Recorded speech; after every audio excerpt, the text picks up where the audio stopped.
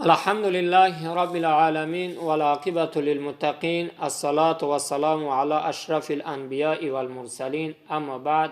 السلام علیکم و رحمت الله و برکاته. دوستان عزیز و عزتمند، امروز بحر شما حکایه عجیبی را پیشکش میکنم که حکایه ای شیخ ادهم است. بسیار حکایه جالب است برای انسانی که تفکر دارد، اندیشه دارد، پند میگیرد. انشاءالله امید دارم. وقتی که شیخ ادهم براه گذر میکرد، مردم از اون سوال کردند که چرا ما به درگاه پروردگار دعا میکنیم، دعای ما قبول نمیشود؟ شیخ ادهم رو به مردم کرد، گفت ای مردم، گفت شما 10 خصلت ناخوب دارید که دعای شما قبول نمیشود. گفت آیا اون خصلت های بد برای ما بیان نمیکنی؟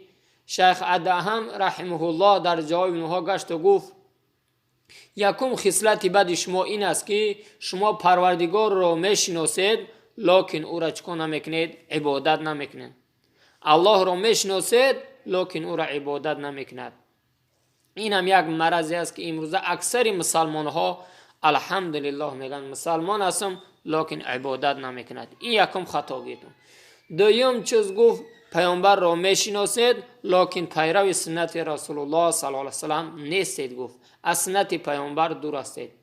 سوم گفت شما قرآن را خوانده میتونید لکن عمل به قرآن ندارید. گفت قرآن را خوانده میتونیم لکن عمل به قرآن نداریم. گفت چهارم گفت رزق پروردگار را میخوریم، رزق پروردگار نعمت الله استفاده میبریم لکن شکرشون نمیکنیم. گفت نعمتاش استفاده میبریم لیکن شکرشون اچکو بجا نمیاریم. گفت پنجم گفت جنت طلب میکنید، میگه که الله ما را جنت بر، لکن عمل اهل جنت نمیکنید. لکن در زندگی تو عمل اهل جنت انجام نمیدهید.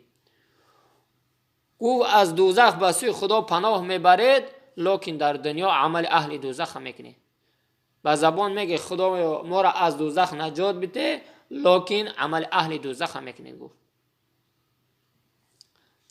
هفتم گفت مرگ میدونید لکن توشه تیار نمیکنید.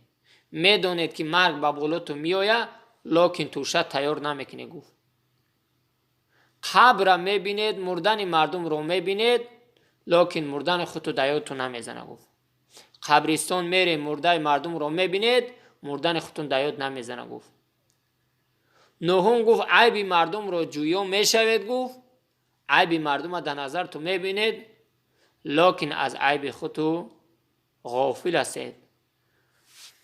پروای نداره که شما